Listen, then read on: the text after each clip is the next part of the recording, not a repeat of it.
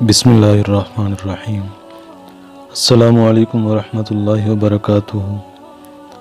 شب برات کا خاص عمل: 2 رکعت نماز نفل حاجت کی نیت سے پڑھیں اور ہر سجدے میں سبحان ربی الاعلیٰ کے بعد آیت کریمہ لا الہ الا انت سبحانک انی کنت من الظالمین 40 بار پڑھیں۔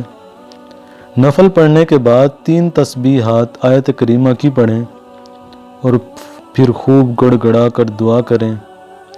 آج رات یعنی شب برات اس عمل کو ضرور کریں اور رحمتوں و برکتوں سے جھولیاں بھر لیں۔